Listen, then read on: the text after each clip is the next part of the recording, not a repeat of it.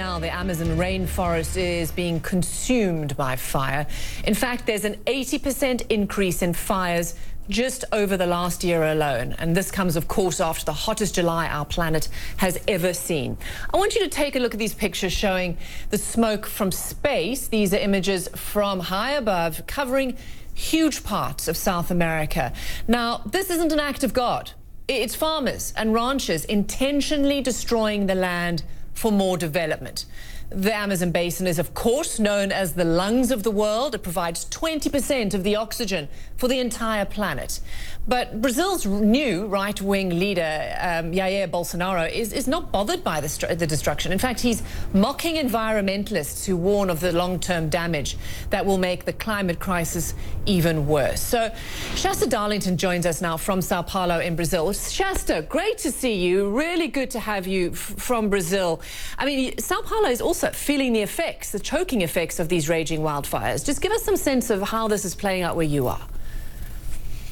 Oh, that's right, Robin. I mean, first of all, you do get the real back and forth, this very heated rhetoric about who's to blame. But the fact is that these fires are ravaging the Amazon, and yet the effects are actually being felt very far from home.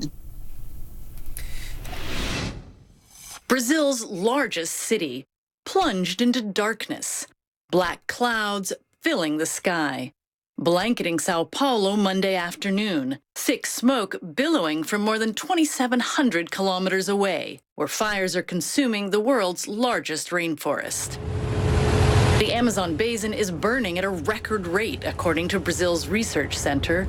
More than 72,000 fires have scorched the country this year, an over 80% increase compared to the same period in 2018. Flames destroying 1.5 football fields of rainforest every minute of every day. Smoke spreading across nearly half of Brazil, visible from space more than a week ago, even spilling into neighboring Peru, Bolivia, and Paraguay. Now the haze stretches across South America, spreading along the East Atlantic coast. Though fires are common here in Brazil's dry season, climate scientists say this is far from the norm. Instead, environmentalists point to land raised at unprecedented levels as a new government encourages industry to develop the Amazon region. Brazil's right-wing president has brushed off environmental concerns as he vows to open the rainforest to business interests. Since he took office in January, rates of deforestation have soared, as Jair Bolsonaro remains indignant to international criticism. Take your money and reforest Germany. Bolsonaro bristled at Germany and Norway's decision to suspend funding to Brazil. Now, as attention turns to wildfires surging at unprecedented rates, Bolsonaro is deflecting blame. Without evidence, he points to non-governmental organizations. Regarding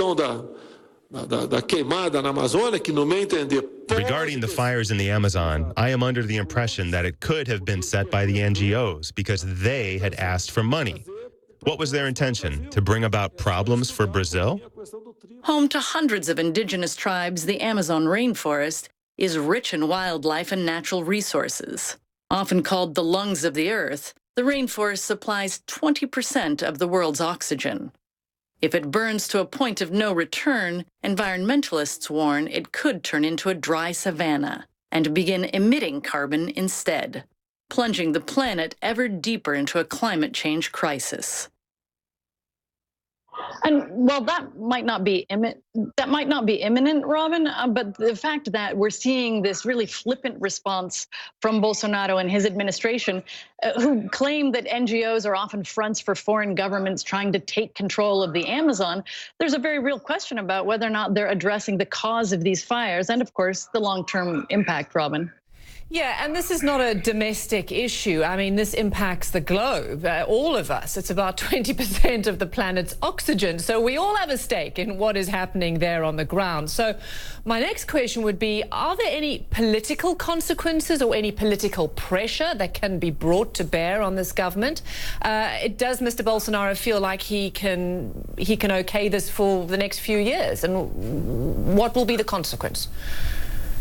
I think that's a really good question, Robin, because he does not take environmentalists seriously, and he doesn't take environmental concerns seriously. What speaks big here is money, of course. The Brazil, as part of the Mercosur trade bloc, just signed a big trade deal with the European Union, which is now concerned about what's going on in the Amazon. And we could see that actually having putting more pressure on Bolsonaro to have some more environmental friendly policies than any environmentalist could. Just to give you an idea, different leaders are saying that they should actually pull out of the deal, that certain aspects of it shouldn't be signed off on. And we saw Germany and Norway pulling $70 million out of Brazil's Amazon fund. And while that was destined for the environment, if that starts playing out in them not buying Brazilian goods, especially their farm goods, which often come from the northern Amazon region, whether it's soybeans or cattle, that could really have more of an effect than anything else, Robin.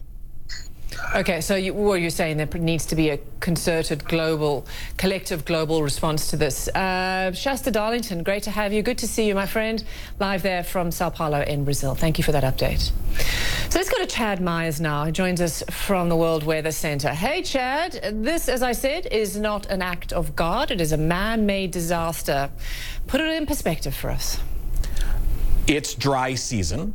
This is burning season, but the number of fires and the number of hotspots I will show you on a thermal imager here in a second is alarming. Now, we know there's been smoke in the air, and that's just what you see this time of year. It is the driest part of the year for them, but they have a state of emergency. Most of these fires are human-induced, not really thunderstorms because there aren't any this time of year, and the fire season goes from July through October. So we're just really in the beginning or the start of fire season itself. Some of these fires you can see from space, you can actually see the smoke, but what we're really watching are those hot spots. We call them anomalies.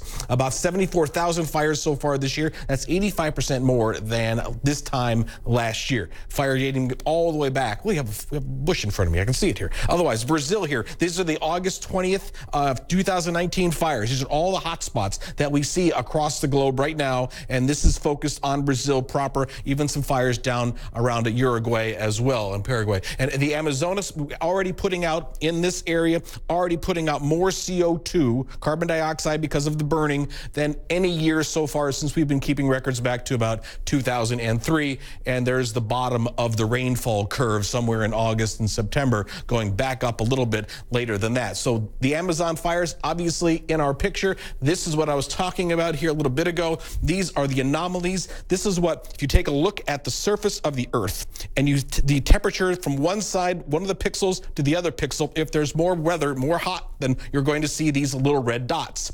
Here is August 19th, 2019. So just a couple of days ago. I'm going to take you to 2018.